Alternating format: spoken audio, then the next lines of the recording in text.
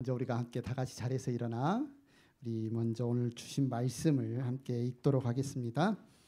오늘 말씀은 시편 23편 말씀입니다. 저와 여러분이 한 절씩 교독하겠습니다. 주님은 나의 목자시니 내게 부족함이 없어라. 나를 푸른 풀밭에 누이시며 쉴 만한 물가로 인도하신다. 나에게 다시 새 힘을 주시고 당신의 이름을 위하여 바른 길로 나를 인도하신다. 내가 비록 죽음의 그늘 골짜기로 다닐지라도 주님께서 나와 함께 계시고 주님의 막대기와 지팡이로 보살펴 주시니 내게는 두려움이 없습니다. 주님께서는 내 원수들이 보는 앞에서 내게 잔치상을 차려주시며 내 머리에 기름을 부으시어 나를 귀한 손님으로 맞아주시니 내 잔이 넘칩니다. 진실로 주님의 선하심과 인자하심이 내가 사는 날 동안 나를 따르리니 나는 주님의 집으로 돌아가 영원히 그곳에 살겠습니다. 아멘. 자리에 앉으십시오.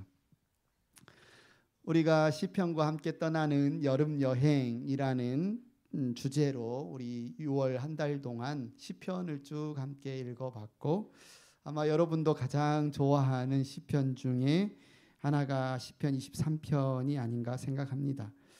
우리가 이 땅에 살아가면서 그런 말이 있죠. 나도 아빠는 처음 해봤어. 나도 엄마는 처음 해봤어. 내가 오늘 살아가는 것은 제 인생의 처음이잖아요. 그러니까 어떤 면에서 부족하기도 하고 실수하기도 하고 약한 부분들이 있기는 합니다.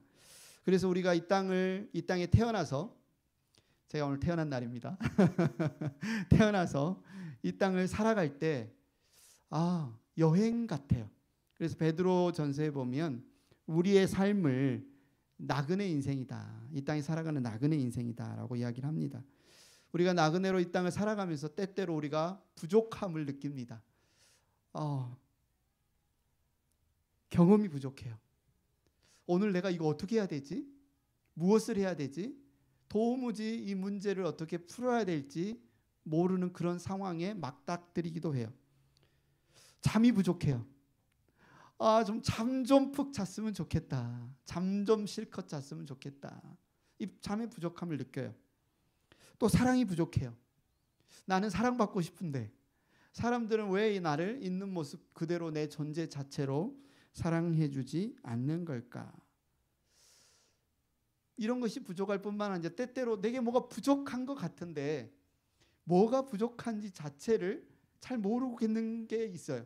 뭔가 좀 부족한 것 같은데 이 알 수 없는 목마름, 갈증, 답답함, 이게 뭔지 좀 알았으면 좋겠다.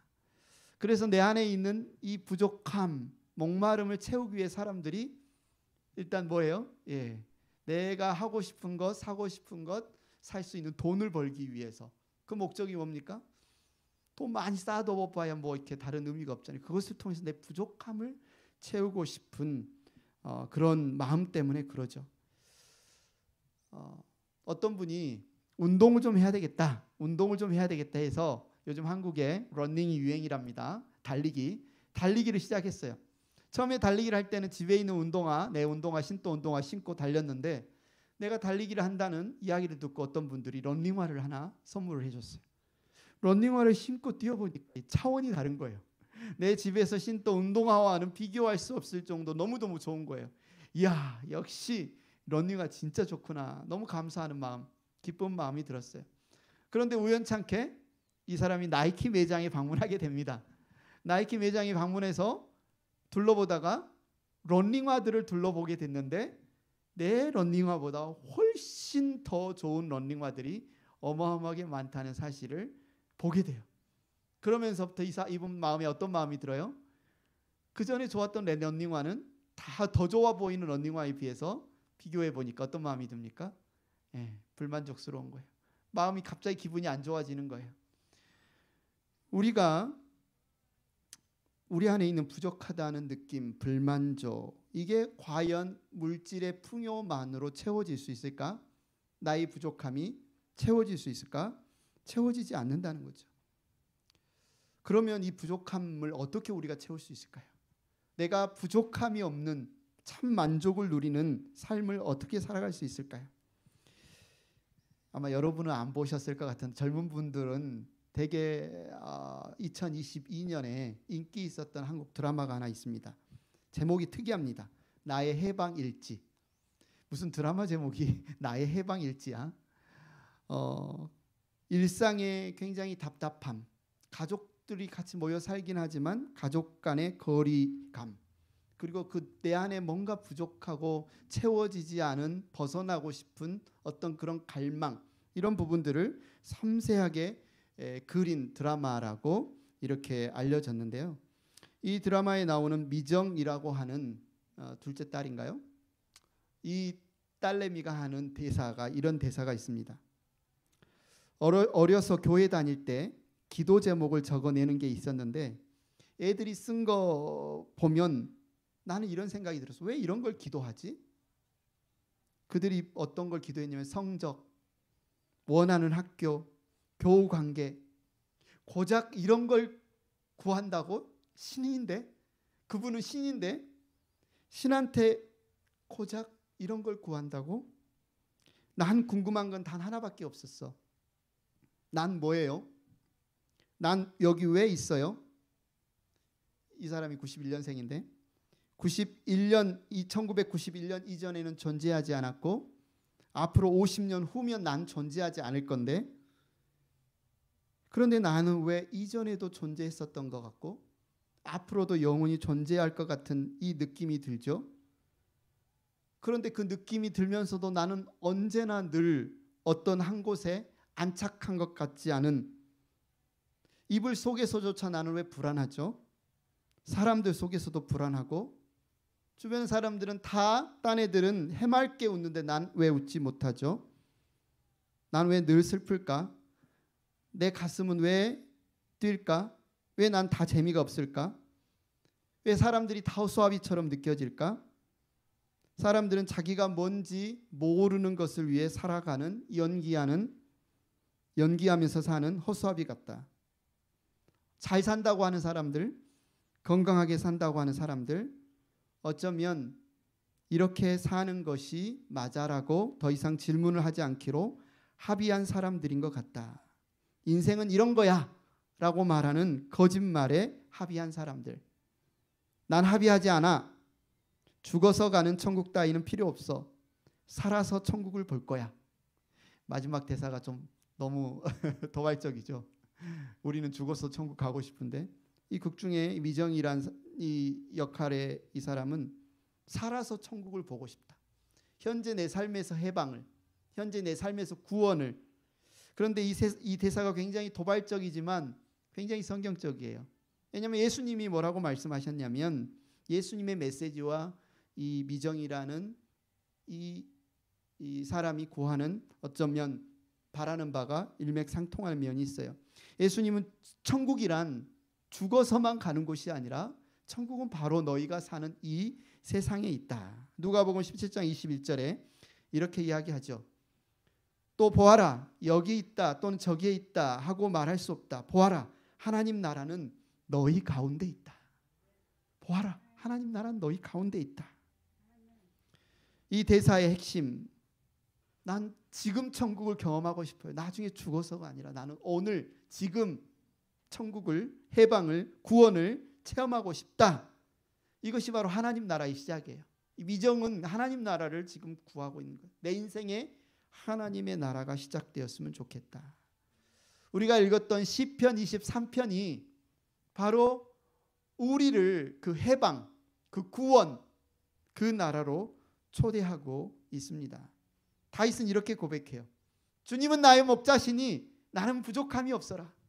주님은 나의 목자시니 나는 부족함이 없어라. 주님은 나의 목자시니 나는 부족함이 없어라. 다윗은 그것을, 주님은 나의 목자시니 앞으로 내가 죽으면 먼 훗날 언젠가는 부족함 없는 삶을 살게 되겠지가 아니라 지금 부족함이 없다는 거예요. 주님은 나의 목자시니 나는 지금 부족함이 없다는 거예요. 그런데 이 말이 되게 이상해요. 왜냐하면 다윗은 지금 되게 부족한 상황이에요. 여러분들이 성경을 읽어보면 다윗은 이세 아들 중에 막내였고 천덕꾸러기였어요. 그냥 목동으로 양 보는 거 시키고 전쟁에 나가든 아니면 중요한 집안의 대소사가 있든 부르지도 않아요. 집안의 천덕꾸러기였어요. 나중에 또 어떤 일이 일어납니까? 사울 왕에게 미움을 받아서 평생 도망 다녀요. 평생 도망 다녀요. 그런데 그런 다윗이 지금 뭐라고 이야기하는 거예요? 주님은 나의 목자시니 그런 상황 가운데서 나는 지금 부족함이 없다. 어떻게 이런 일이 일어났을까? 어떻게 다윗이 좀 머리가 좀 헷가닥했을까요? 아니면 우리 지금 거짓말을 하고 있을까요? 가진 게 없고 뜻대로 되는 일도 없고 상황은 힘들고 그런데도 내게 부족함이 없다. 도대체 이게 어떻게 이런 고백을 할 수 있을까? 잘 살펴보면 다윗은 가진 게 없는 게 아니라 진짜를 가졌기 때문에 그렇다는 거예요. 가진 게 없는 게 아니라 진짜를 가졌다. 1절에 그 답이 있어요. 지금 쫓기고 있고 사람들에게 무시당하고 어쩌면 하나님의 약속은 아직 이루어지지 않았다 할지라도 다윗이 가진 건 뭐예요? 주님을 가졌어요. 주님을 가졌어요. 주님은 나의 목자시니 내게 부족함이 없다는 거예요. 내가 주님을 가졌으니 내게 부족함이 없다는 거예요. 내가 주님을 나의 목자로 삼으니 내게 부족함이 없다는 거예요. 그래서 어떤 상황, 어떤 형편에 있을지라도 다윗은 지금 그래서 나는 상황이, 형편이 나에게 평안을 주고 기쁨을 주는 게 아니라 그 하나님이 나의 목자가 되신다는 이 사실이 나에게 기쁨과 평안을 주는데 그것은 누구도 빼앗아갈 수 없다. 내 안에 있는 하나님을 누구도 빼앗아갈 수 없기 때문에 내 안에 있는 그분이 주시는 평안과 기쁨을 누구도 빼앗아갈 수 없다.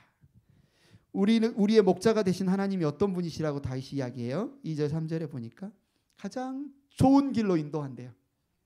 우리가 살면서 어디로 가야 되지? 오늘 어떻게 살아야 되지? 오늘은 뭐라고 말해야 되지? 오늘 만나는 사람과는 어떻게 대화해야 되지? 우리는 날마다 어느 길로 어떻게 가야 할지 헷갈릴 때가 너무 많은데 2절 3절 다시 한번 읽어볼까요? 시작. 나를 푸른 풀밭에 누이시며 쉴만한 물가로 인도하신다. 나에게 다시 새 힘을 주시고 당신의 이름을 위하여 바른 길로 나를 인도하신다. 예. 내가 어디로 가야 될지, 내가 뭘 해야 될지, 내가 지금 뭐 해야 될지, 내가 뭘 결정해야 될지 바로 주님이 알려주신대요. 정말 저는 그걸 알고 싶거든요. 내가 어떻게 오늘 살아야 되죠? 내가 어떻게 살아야 내가 참 기쁠 수 있고 하나님 기쁘시게 할 수 있고 우리 가족, 우리 행복한 교인 자매들을 하나님 앞에서 열매 맺는 삶을 살게 할 수 있죠? 주님이 나의 목자가 되셔서 그 일을 해주시겠다. 사람이 해주는 게 아니에요. 사람이 해줄 수 있는 게 아니에요. 아무리 부모 자식이라 할지라도 해줄 수 없어요. 형제 자매라 할지라도 해줄 수 없어요. 부부 아무리 사랑하는 부부 관계라 할지라도 해줄 수 없어요. 이것을 해줄 수 있는 유일한 분이 뭐예요? 목자 되신 하나님이 주시는 것이 바로 우리를 바른 길로 인도해 주신다. 그런데 그분은 때때로 4절에 보니까 내가 죽음의 그늘 골짜기를 다닐지라도 주님께서 나와 함께 계시고 주님의 막대기와 지팡이가 나를 보살펴 주시니 내게는 두려움이 없다. 보호해 주세요. 우리가 살아가는 이 세상 어떻습니까? 위기를 겪습니다. 위기를 겪어요. 때로는 우리의 실수 때문에 위기를 겪고 때로는 세상이 악하기 때문에 위기를 겪고 때로는 하나님의 섭리 아래서 그것이 나에게 필요하기 때문에 고난을 겪는 일도 있습니다. 우리가 인생을 살다 보면 인생이 캄캄해질 때가 있어요. 예상대로 안 돼요. 모든 게 어긋날 때가 있어요. 왜 하필 이런 일이 나에게, 우리 가족에게 이러면 안 되지. 이런 일이 생기면 안 되지. 그런 일이 일어날 때가 있어요. 그런데 그 순간에 우리가 기억할 것은 그 순간에도 우리의 목자 되신 하나님이 우리를 보호하고 계시겠다는 거예요. 우리가 보기에는 지금 죽음의 그늘 골짜기를 지나고 있는 순간에도 주님이 나와 함께 하시고 계신다는 거예요. 그분의 막대기와 그분의 지팡이로 나를 지금 보살펴주고 계신다는 거예요. 그 사실을 알면 지금이 죽음의 골짜기일지라도 우리는 두려워하지 않을 수 있다는 겁니다. 그럼 진짜 우리의 적은 뭡니까? 진짜 우리가 조심해야 되고 진짜 우리가 맞서 싸워야 될 적은요, 이런 어려움이 아니에요. 이런 불운이 아니에요. 안 일어났으면 좋을 법한 이런 일들이 아니에요. 진짜 적은 이 모든 죽음 골짜기 가운데서도 우리를 지키시는 그분을 우리가 바라보려고 하는데 바라보지 못하게 하는 게 그게 원수예요. 그 하나님을 우리가 신뢰하려고 하는데 신뢰하지 못하게 방해하는 존재가 원수예요. 하나님 믿으면 뭐해? 기도하면 뭐해? 네 문제는 하나님도 해결 못해. 누군가 사람이든 아니면 내 안에서 일어나는 말이든 아니면 친구든 아니면 이 세상의 어떤 미디어든 만약에 내가 하나님을 죽음의 골짜기를 지나는 순간에 하나님이 나를 지키고 계심을 내가 신뢰하려고 하는데 누군가 그것을 방해하는 그 존재가 나의 원수예요. 근데 내가 주님을 붙잡잖아요. 5절에 말합니다. 주님께는 그 원수들이 보는 앞에서 내게 잔치상을 차려주시고 내 머리에 기름을 부으시고 나를 귀한 손님으로 맞아주시니 내 잔이 넘칩니다. 역전을 보여주시는 거예요. 우리 주님이 그 원수들이 틀렸다는 사실을 보여주시는 겁니다. 우리의 목자의 집에 영원히 거합니다. 미정은 나 죽어서 가는 천국 필요 없어. 일단 내게 필요한 것은 오늘의 해방이야. 오늘 이 자리에서 나는 구원을 얻는 것이야. 아마 다윗도 6절에 고백한 이 고백이 진실로 주님의 선하심과 인자하심이 내가 사는 날 동안 나를 따르리니, 내가 사는 날 동안 주의 선하심의 집, 주의 인자하심의 집, 나는 주님의 집으로 돌아가 영원히 그곳에 살겠습니다. 바울이 다른 시편에서 그렇게 고백합니다. 내게 소원이 있는데 그 소원은 내가 주님의 집에서 날마다 거하는 것입니다. 내가 주님의 집에서 날마다 주님을 찬양하는 것입니다. 주님의 집이 어디예요? 주님이 함께하는 곳이 주님의 집이죠. 오늘 우리가 침례식을 합니다. 침례식은 주님을 나의 목자가 되심을 저는 고백하는 행위라고 믿습니다. 우리가 하는 침례식은 바로 혼자 길을 가다가 잃어버렸던 길이라면 이제 나에게 주님을 나의 목자로 삼는, 주님이 나의 목자가 되심을 내가 인정하고 고백한 사실을 사람들 앞에 고백하는 사건이라고 믿습니다. 어떤 분들은 이렇게 생각하실 수도 있어요. 침례식 너무 빨리 끝나는데, 그냥 물속에 들어갔다가 나오는데 이게 다야? 라고 생각할 수도 있습니다. 그런 분들에게 제가 로마서 6장 3절을 한번 읽어드리겠습니다. 침례를 받아 그리스도 예수와 하나가 된 우리는 모두 침례를 받을 때 그와 함께 죽었다는 것을 여러분 알지 못합니까? 침례라는 단어는 우리가 일상에 쓰는 단어가 아니잖아요. 그죠? 침례. 그런데 한자 뜻은 뭐냐면 잠기는 예식이란 뜻이에요. 침몰 하잖아요. 침몰하다, 침수 할 때 그 침자. 침례란 말을 우리말로 우리가 일상에서 쓰는 말로 풀어보면 푹 잠기다는 거예요. 푹 잠기다. 그러면 6장 3절의 말은 무슨 뜻이냐면 물속에 들어가면 물속에 잠기는 거고요. 사람이 흙 속에 들어가면 흙 속에 잠기는 거고요. 근데 6장 3절의 말은 그리스도 속에 들어가니까 어디에 잠기는 거예요? 그리스도 속에 잠기는 거예요. 침례는 뭐냐? 그리스도 속에 잠겨서 그리스도와 하나 된 사건이 침례다라고 이야기를 하는 겁니다. 신랑과 신부가 사랑하면 서로 결혼을 하죠. 결혼하면 혼인신고도 하고 아니면 혼인신고를 안 하더라도 사실혼 관계라도 둘이 살면 부부가 됩니다. 그런데 사람들이 결혼하면 결혼식을 해요. 결혼식을 안 해도 부부인데 왜 결혼식을 합니까? 우리 결혼했어요. 우리 사랑합니다. 우리 부부 되었습니다. 이 세레모니를 하죠.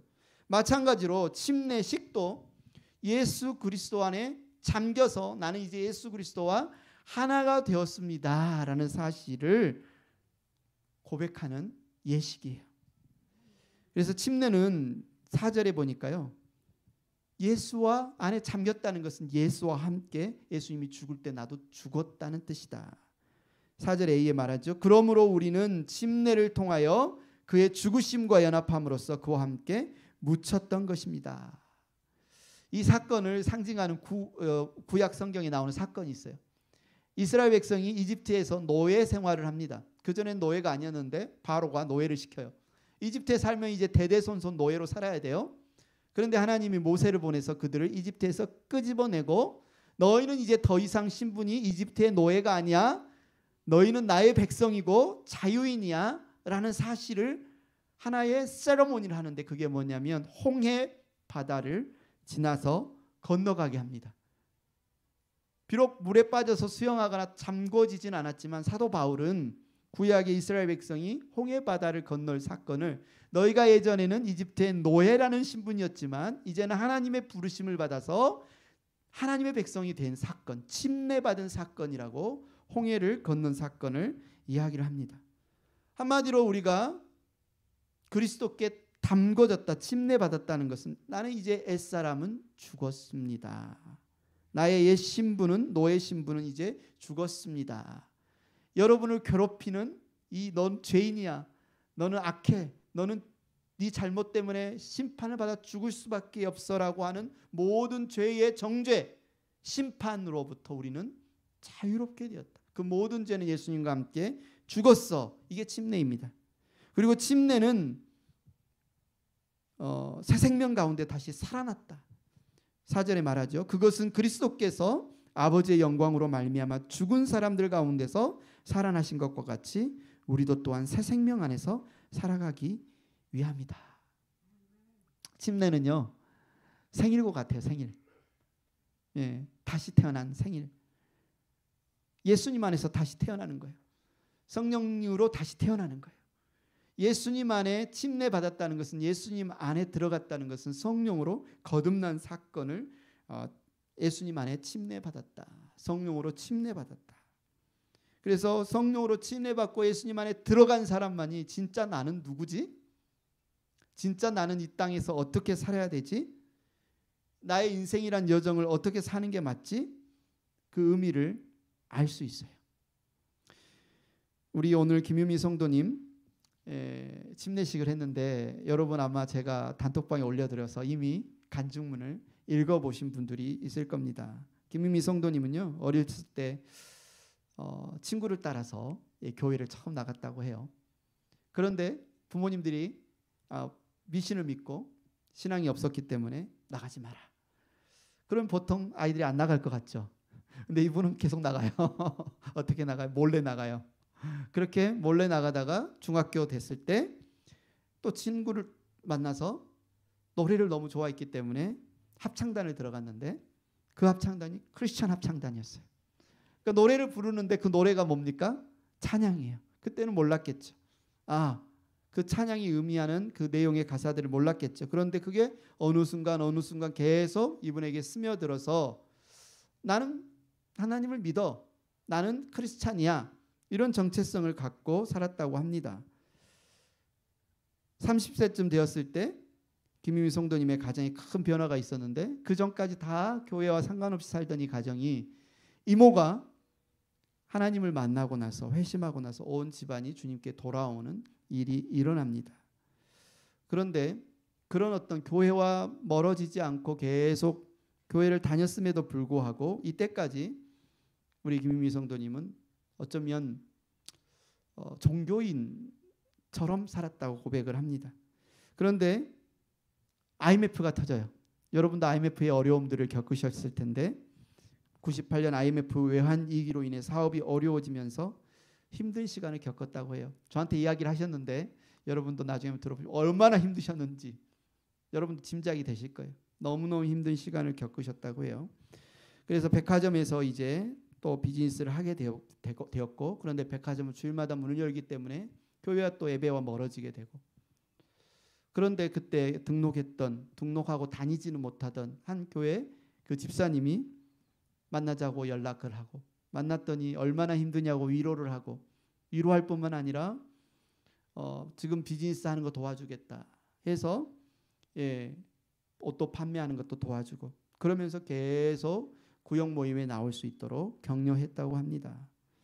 우리 김유미 성도님은 그때는 예수님 사랑해서보다 지금 너무 힘든 이 상황 가운데 나를 도와주는 그 부분에 대해서 감사해서 계속 구역 모임에 나갔는데 어느 날 그 집사님이 교회 목사님이 부흥회를 인도하러 가니 시골 기도원에 부흥회를 인도하러 가니 같이 가자라고 권했다고 해요. 우리 김민희 성도님은 나 주일날 교회 구역 모임 나가는 것만도 충분한데 왜 기도원을 가야 되냐 거절했다고 합니다. 그런데 그분이 우리 김민희 성도님 붙잡고 우는 거예요. 이상하죠. 우리 예배하러 나오십시오, 기도하러 가십시오 했던데 나 싫어요, 바빠요 했는데 누군가를 자꾸 막 울어보신 적 있나요? 막 우셨대요. 너무 서럽게 우셔서 궁금했답니다. 왜 우시지? 왜 우시지? 그러면서 그분의 그 슬픔이 전달되었다고 해요.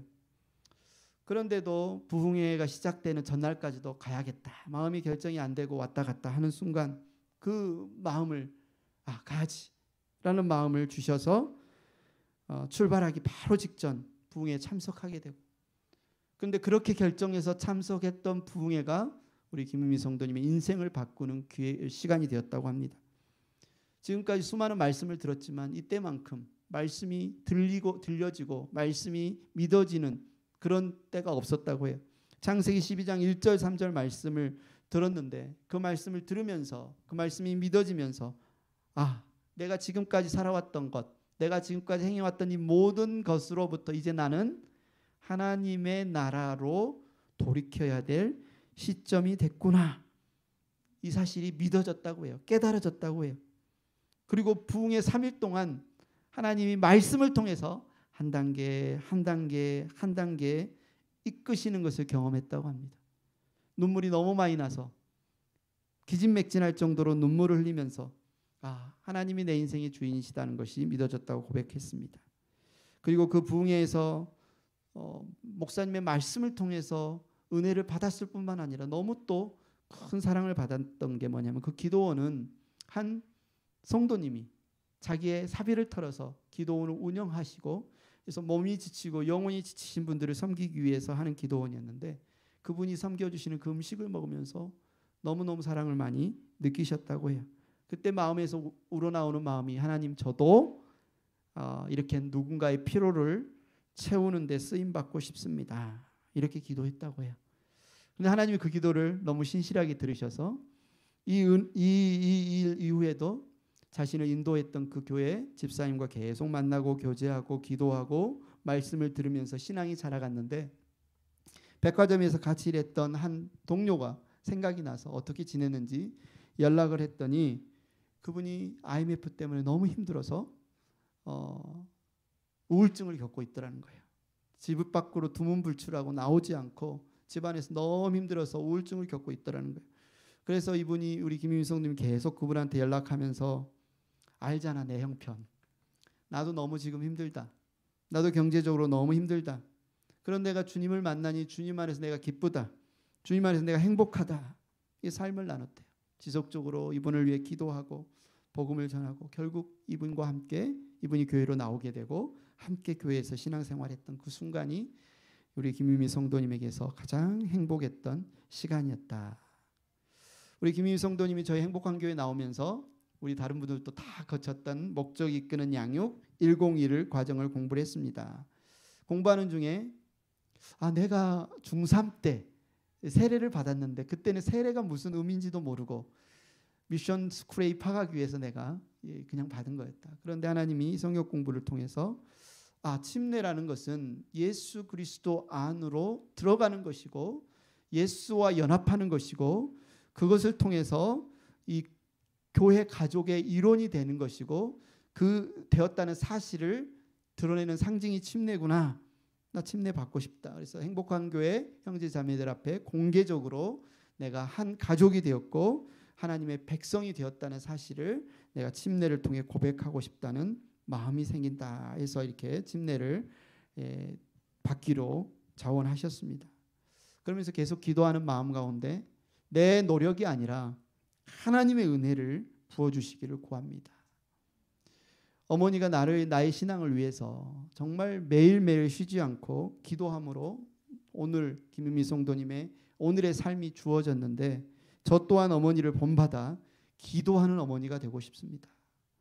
나를 통해서 나의 자녀가 하나님 앞에 정말 부족함이 없는 풍성한 은혜를 누리는 자녀로 살아가기를 기도하는 삶을 살고 싶습니다. 이렇게 침례를 받으면서 간증문을 쓰셨고 아마 여러분 읽어보셨을 겁니다. 여러분 김은미 성도님의 이야기를 들으시면서 어떤 생각이 드십니까? 하나님이 시편 23편을 통해서 저와 여러분을 초대하시는 초대처럼 저는 느껴졌습니다.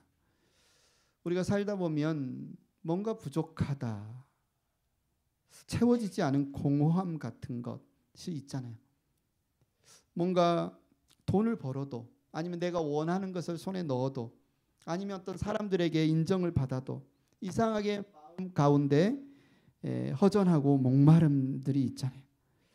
이것을 보면 진짜 부족함이 없는 참된 만족은 이 세상에서 오는 것이 아니라 하나님에게서 온다라는 사실을 우리는 알 수 있습니다. 우리 인생의 목자를 만나는 것이, 나를 향한 그분의 계획, 사랑을 경험하는 것이 내가 부족함이 없구나. 이 사실을, 이 기쁨을, 이 평안을 경험하는 기회가 된다는 거죠. 그래서 오늘 이 자리에 계신 여러분들을 하나님께서, 예수님께서 마음에 노크를 하고 계신다고 믿습니다. 예수님은 여러분에게 이렇게 말씀하십니다. 이 세상 두려울 것도 많고 염려할 것도 많고, 그러나 내가 너의 의지가 되어줄게. 내가 너의 목자가 되어줄게. 내가 너를 하나님 아버지께로 인도해 줄게. 이렇게 초대하고 계십니다. 예수님을 아는 것이 생명입니다. 예수님을 알면 참 생명을 누릴 수 있습니다. 참 부족함 없는 삶을 살아갈 수 있습니다. 예수님이 여러분에게 말씀하십니다. 나는 양들이 생명을 얻고 또 넘치게 얻게 하려고 왔다. 여러분, 우리 안에 드는 이 생각, 염려, 고민, 걱정, 이런 일이 일어나고 저런 일이 일어나고 우리의 자녀들에게 아니면 나에게 앞날에 이런 생각을 꼬리에 꼬리를 물다 보면 우리 안에는 걱정과 염려로 가득 채워지고 삶은 점점 무거워집니다. 그러나 예수님이 말씀하십니다. 너의 무거운 짐을 나에게 맡겨라. 너의 시선을 나에게 두어라. 너의 힘으로 벗어나려고 하지 말고 나의 도움을 받아라. 내가 온 것은 너로 생명을 얻게 하고 더 넘치게 얻게 하려고 왔다. 여러분이 오늘 이 자리에 초대받았다면, 여러분이 오늘 이 자리에 앉게 되었다면 바로 예수님이 여러분을 이 말씀으로 초대하고 있다고 저는 믿습니다. 나는 네가 부족함 없는 삶을 살기를 원한다. 나는 너의 목자가 되기를 원한다. 나는 너를 쉴 만한 물가로, 푸른 초장으로, 심지어 죽음의 그늘 골짜기에서도 내가 너와 함께 하기를 원한다. 여러분이 그 목자를 만나는 사실을 아직 경험하지 못한 분이 있다면 이 시간 그분을 한번 여러분의 인생에 초청해 보시면 좋겠습니다. 나에게 목자가 필요합니다. 나에게 진짜 목자가 필요합니다. 나의 목자가 되어 주십시오. 한번 눈을 한번 감아 보실래요? 다윗은 주님은 나의 목자시니 내가 부족함이 없어라 라고 고백을 했는데, 여러분도 이렇게 한번 기도해 보십시오. 주님, 저는 지금까지 제 마음대로 살아왔고 이제는 주님이 저의 목자가 되어 주시기를 원합니다. 예수님께서 저를 위해 십자가에 달려 죽으시고 다시 살아난 것을 믿습니다. 이제 제 마음의 문을 열고 예수님을 저의 구원자, 주인으로 모셔드립니다. 주님, 제가 제 마음대로 제 길을 갔던 것을 용서해 주시고 하나님 자녀로 받아주십시오. 주님 안에서 내가 부족함 없게 살기를 원합니다. 세상에 어떤 것도 채울 수 없는 제 마음을 주님으로 채워주시기를 원합니다. 이제 주님을 따라 살겠습니다. 예수님의 이름으로 기도합니다. 아멘. 이렇게 한번 구해보시기 바랍니다. 그러면 어떤 일이 일어납니까? 다윗의 고백이 여러분의 고백이 됩니다. 주님이 나의 목자시니 나의 부족함이 없어라. 그분의 선하심, 그분의 인자하심이 오늘 나와 함께 하시는 사실을 경험하게 될 줄 믿습니다.